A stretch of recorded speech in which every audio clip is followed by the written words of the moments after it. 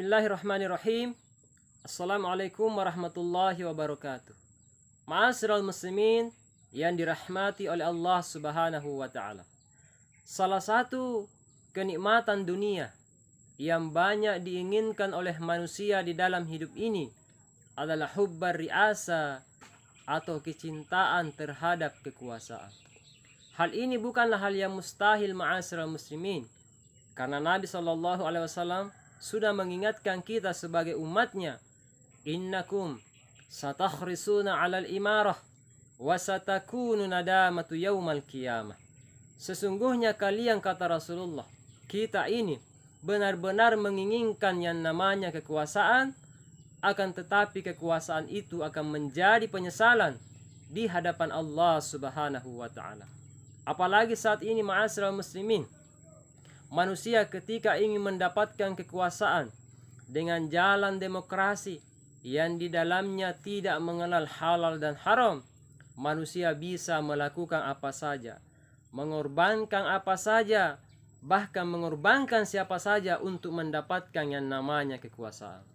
Namun harus dipahami ma'asyiral muslimin, bahwa kekuasaan yang tidak dipakai untuk menjalankan syariat Allah, tidak dipakai untuk mendekatkan diri kepada Allah, untuk mendapatkan rahmat dari Allah, maka kekuasaan itu akan mendatangkan bahaya kepada orang-orang yang menjalankan kekuasaan itu. Apa bahayanya? Yang pertama dijelaskan oleh Nabi dalam sebuah hadis, madhibani ja'iani ursila fi ghanamin bi absadalaha min hirsil mar'i 'alal mali wasyarafa lidinihi. 2 ekor serigala, kata Rasulullah, yang dilepaskan untuk memburu seekor kambing, maka akan menimbulkan bahaya terhadap kambing itu. Sangat sedikit yang bisa meloluskan diri, sebagaimana ketika seseorang yang sangat rakus kepada harta dan juga kekuasaan akan menghancurkan agama mereka, yang juga sangat sedikit yang bisa meloloskan diri. Nah, ini yang pertama bahayanya ma'asyiral muslimin.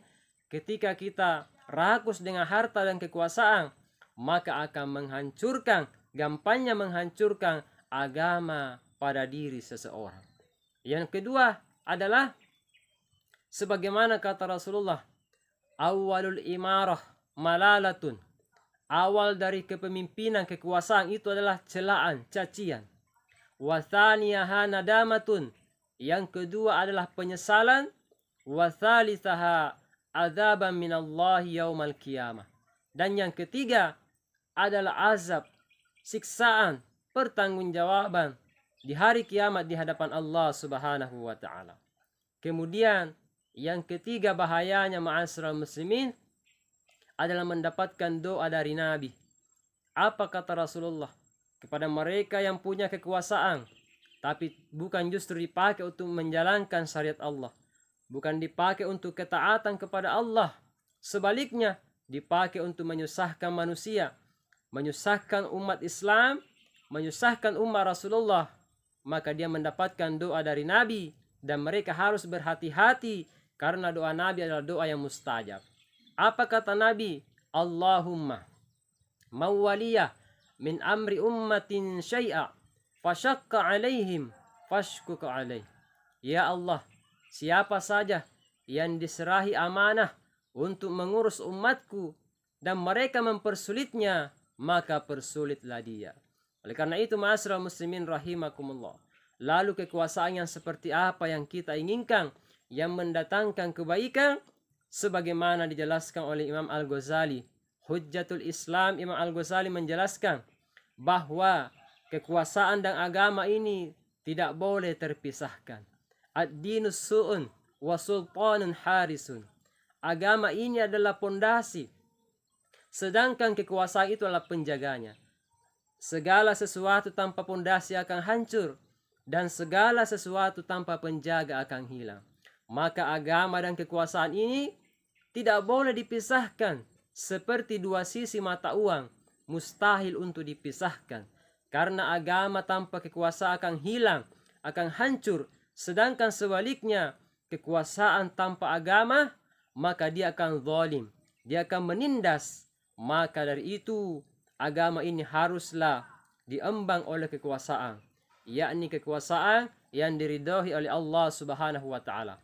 Maka di negeri manapun ma'asyiral muslimin rahimakumullah, yang agama ini disatukan dengan kekuasaan, agama sebagai sistemnya, kekuasaan sebagai pelaksananya, untuk melaksanakan syariat Allah secara kafah, yakni butuh kekuasaan, dan itu dilaksanakan, maka negeri apapun itu dia akan menjadi negeri yang sebagaimana dikatakan Al-Quran sebagai baldatun thayyibatun wa rabbun ghafur. Dan kita berharap mudah-mudahan negeri kita seperti ini, yakni negeri yang menjalankan agama sebagai syariat Allah Subhanahu wa taala, sehingga negeri kita menjadi negeri yang dikatakan oleh Al-Quran sebagai baldatun thayyibatun wa rabbun ghafur.